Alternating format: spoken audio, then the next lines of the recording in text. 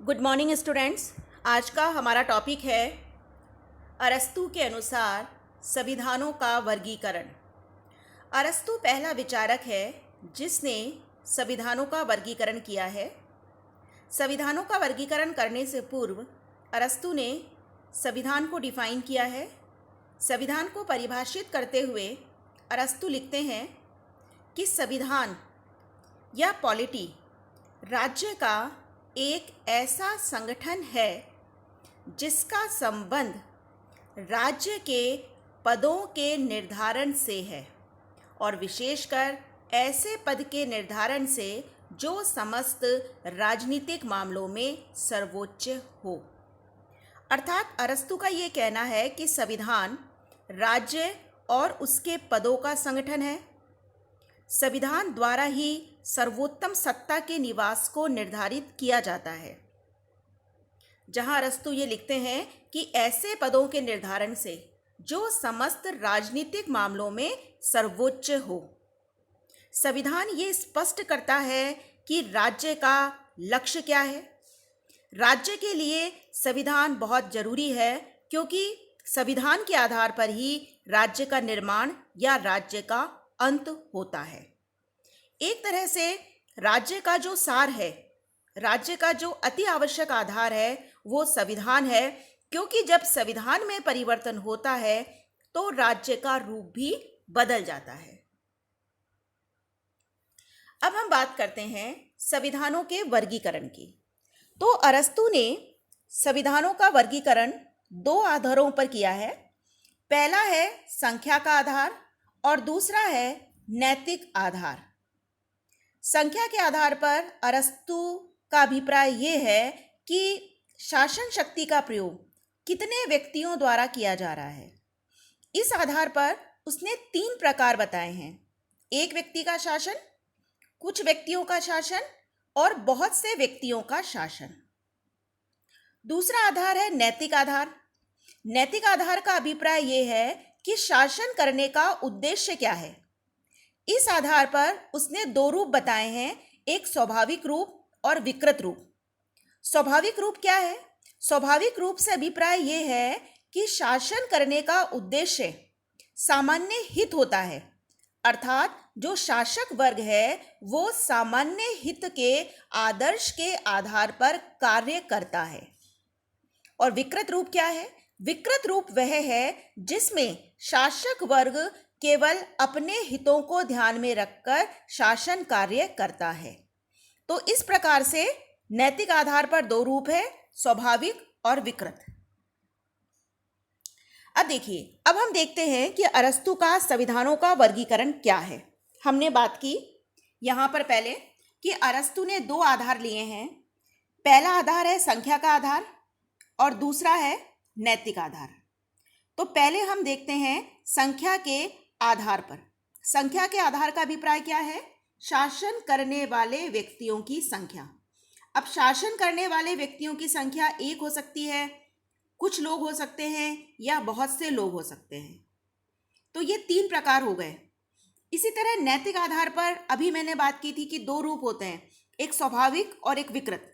स्वाभाविक का अभिप्राय यह है कि शासन करने का उद्देश्य सामान्य हित है और विकृत रूप से अभिप्राय यह है कि शासक वर्ग का उद्देश्य केवल अपने स्वार्थों की पूर्ति है। तो इस आधार पर देखिए जो वर्गीकरण किया है अरस्तू ने, हम उसे समझते हैं। पहले हमने बात की कि शासन करने वाला अगर एक व्यक्ति है तो 2 तरह के शासन हो सकते हैं, स्वाभाविक और विकृत में। स्वाभाविक तो हो गया राजतंत्र और विकृत रूप हो गया आततायी तंत्र।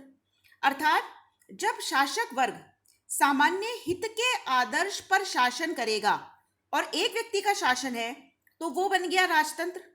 लेकिन जब वही एक व्यक्ति केवल अपने स्वार्थों की पूर्ति के लिए शासन कर रहा है तो उसका रूप विकृत हो गया और वो बन गया आततायी तंत्र। दूसरा है कुछ व्यक्तियों का शासन, अल्पसंख्यक लोगों का शासन। इसमें आप देखिए, अगर कुछ लोग सामान्य हित के आदर्श के आधार पर कार्य कर रहे हैं तो वो हो गया कुलीन तंत्र। लेकिन जब यही व्यक्ति केवल अपने स्वार्थों की पूर्ति के लिए शासन कर रहे हैं तो शासन का रूप विकृत हो जाएगा और ये बन जाएगा वर्ग तंत्र या धनिक तंत्र। इसी तरह से बहुत से व्यक्तियों का शासन, अगर बहुत से व्यक्ति सामान्य हित के आदर्श के आधार पर शासन कर रहे हैं तो ये बन गया बहुतंत्र या संवैधानिक तंत्र या पॉलिटी। लेकिन अगर इसका रूप विकृत हो जाता है, अर्थात जब ये व्यक्ति स्वयं अपने हितों के लिए शासन करने लग जाएंगे तो इसको नाम दिया है अरस्तु ने भीड़ तंत्र या डेमोक्रेसी। तो देखिए यहां हम देख रहे हैं कि आज हम डेमोक्रेसी को सबसे अच्छी शासन व्यवस्था मानते हैं, लेकिन अरस्तु ने डेमोक्रेसी की आलोचना की है और वो कहता है कि जो डेमोक्रेसी है वो शासन का विकृत रूप है। तो इस प्रकार से अरस्तु ने 6 प्रकार के संविधान बताए हैं, 6 प्रकार की शासन प्रणालियां बताता है वो। सबसे पहला है राजतंत्र। राजतंत्र में एक व्यक्ति का शासन है और शासन का रूप कैसा है? स्वाभाविक रूप है, अर्थात शासन सामान्य हित के आदर्श के आधार पर कार्य कर रहा है। दूसरा हो गया आताताई तंत्र, जिसमें कि एक व्यक्ति का शासन है लेकिन वो शासन केवल स्वयं के हितों की दृष्टि से कर रहा है। तीसरा हो गया कुलीन तंत्र, कि कुछ लोगों का शासन है और शासन सबकी भलाई को ध्यान में रखकर किया जा रहा है। इसी तरह कुलीन तंत्र का विकृत रूप हो गया धनिक तंत्र या वर्ग तंत्र। चौथा प्रकार ये हो गया। पांचवा हो गया कि बहुत से व्यक्ति शासन कर रहे हैं, शासन का स्वरूप स्वाभाविक है तो वो संवैधानिक तंत्र हो गया। बहुत से व्यक्तियों का शासन है लेकिन विकृत रूप है तो वो भीड़ तंत्र या डेमोक्रेसी हो गया। तो इस तरीके से अरस्तु ने ये संविधानों का वर्गीकरण किया है। और देखिए इसमें एक विशेष बात और अरस्तु कहते हैं। अरस्तु का ये कहना है कि राजतंत्र, आताताई तंत्र, कुलीन तंत्र और वर्ग तंत्र, इन शासन व्यवस्थाओं में तो क्या होता है कि शासक वर्ग में अपर क्लास की प्रधानता रहती है, लेकिन जो बहुतंत्र या भीड़ तंत्र है उसमें शासन वर्ग में जो सामान्य वर्ग है उसकी प्रधानता रहती है।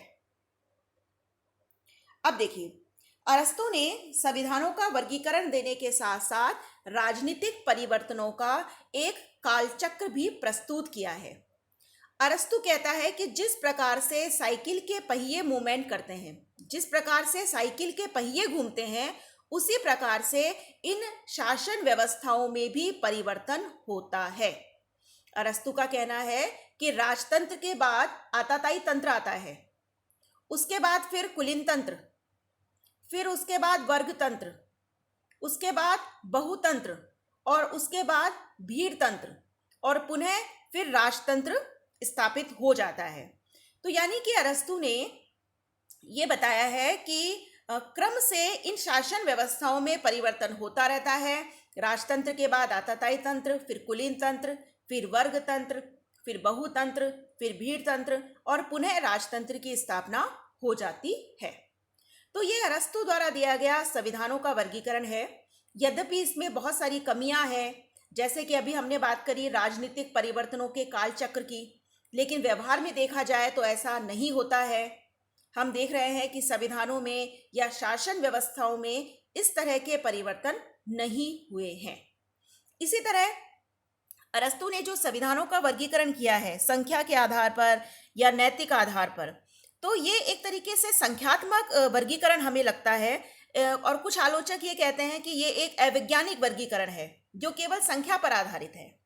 और अगर हम आज के शासन व्यवस्थाओं को देखें तो आज तो इतने प्रकार हैं सरकारों के, संविधानों के, एकात्मक, संघात्मक, संसदात्मक, अध्यक्षात्मक, तो उन सब को हम इस वर्गीकरण के आधार पर नहीं समझ सकते।